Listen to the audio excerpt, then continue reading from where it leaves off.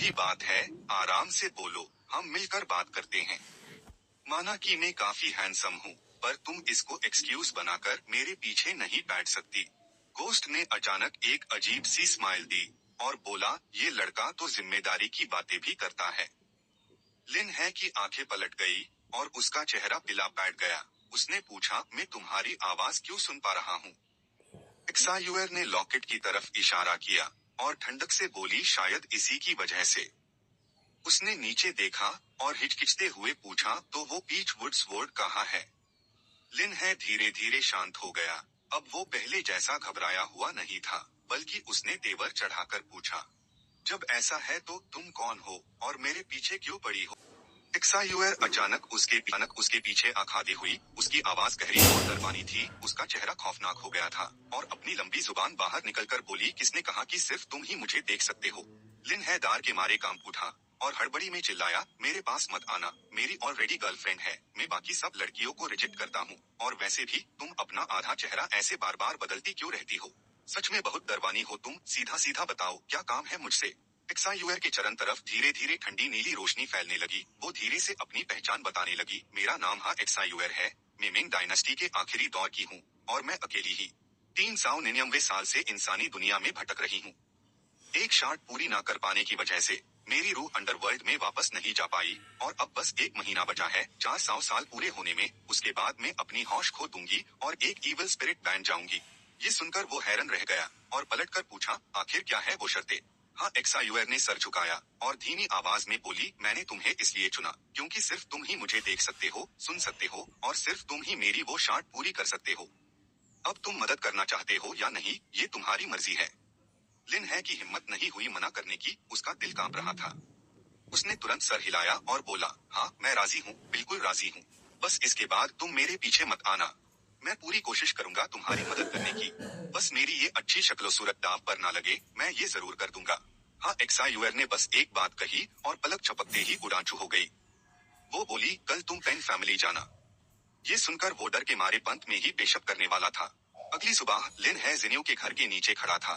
ऊपर देखकर जोर से चिल्लाया, जिन्यू, जिन्यू, मेन कार कीज लेने आया हूँ। वो फ्रस्ट्रेशन में अपनी नाक रगड़ रहा था। इतनी देर से बुला रहा था पर कोई जवाब नहीं। क्या वो बाहर गई है? पूरी रात वो घबराया हुआ था, आंख तक नहीं लगी। तभी कार की चाबियां नीचे आई, साथ में एक्सिंग वैन की आवाज भी। ये क्या झोल है? मेरी दीदी तो हॉस्पिटल गई है पापा के लिए दवा लेने।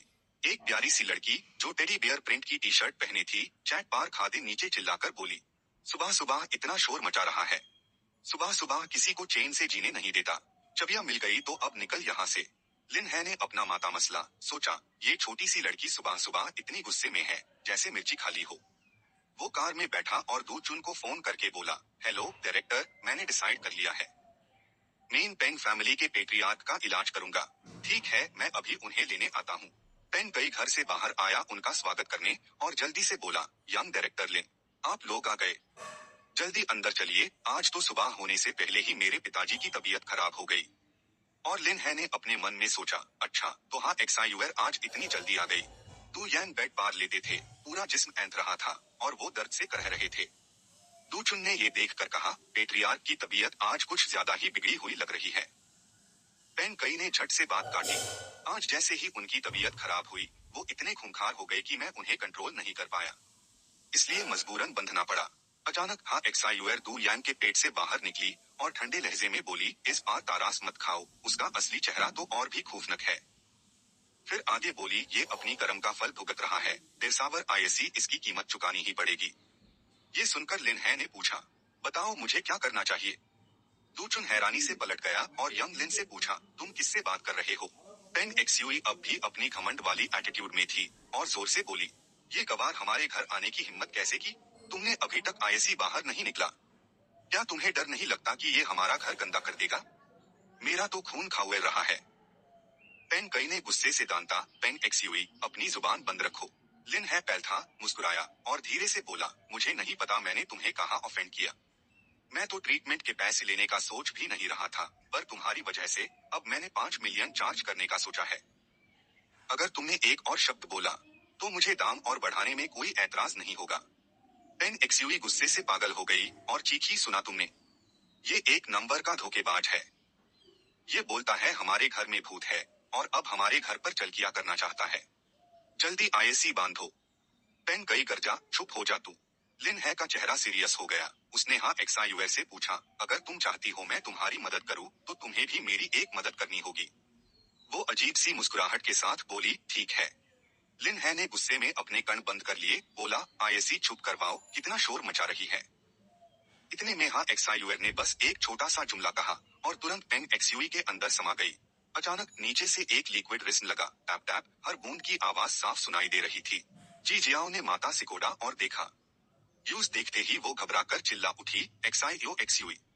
फिर गुस्से से लिन है की तरफ पलटकर दांत पीसती हुई बोली, तुम लोगों ने उसके साथ क्या किया। लिन है ने जी जियाओ को एक तिरछी नजर से देखा और बेप्रवाही से बोला, एक एलीट इंटरनेशनल स्टूडेंट अपनी पॉटी सुसु भी कंट्रोल नहीं कर पा रही।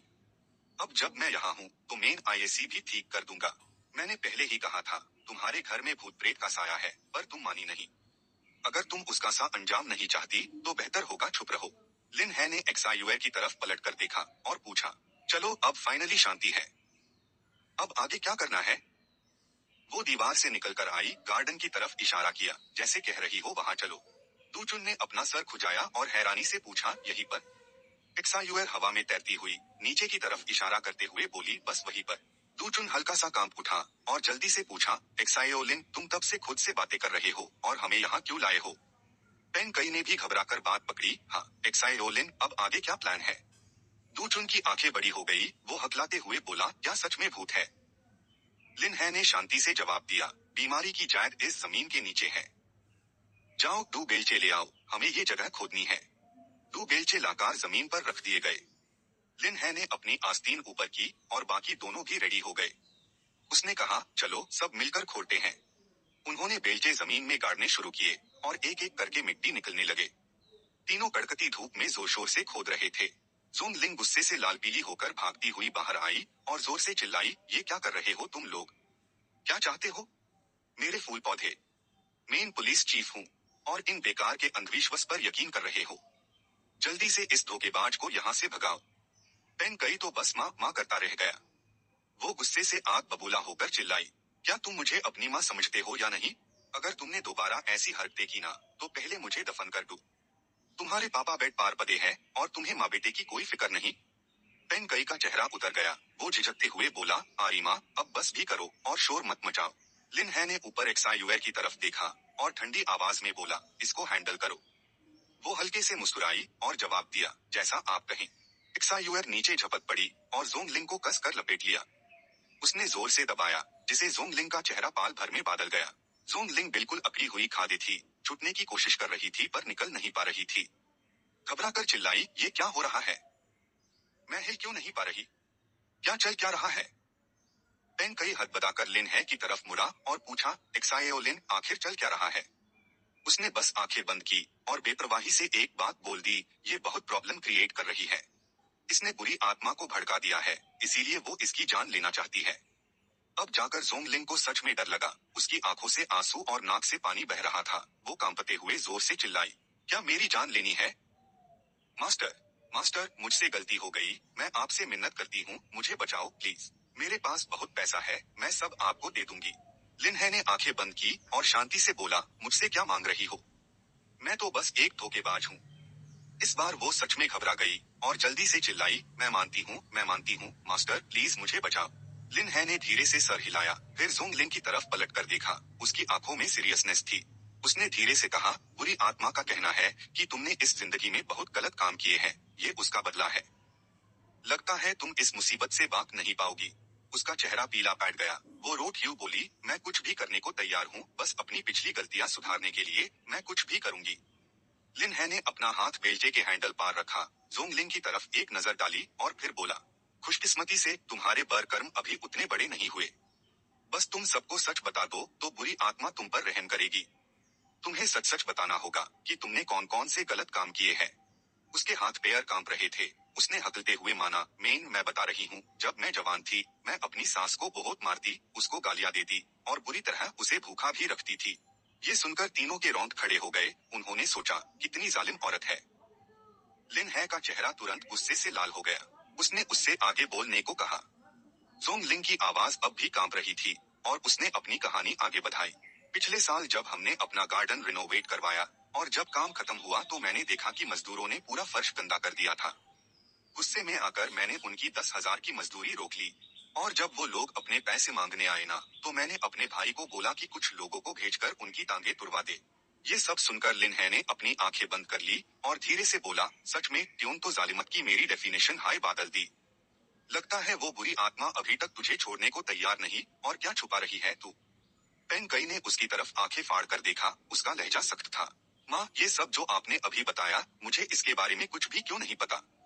उसने बीच में टोकते हुए कहा और उससे आगे बोलने का इशारा किया। उसका चेहरा अब भी घबराया हुआ था। जोंगलिंग की आवाज कंपा गई और एक्सायुएर ने अपने दांत पीस लिए, उसकी तरफ घूरते हुए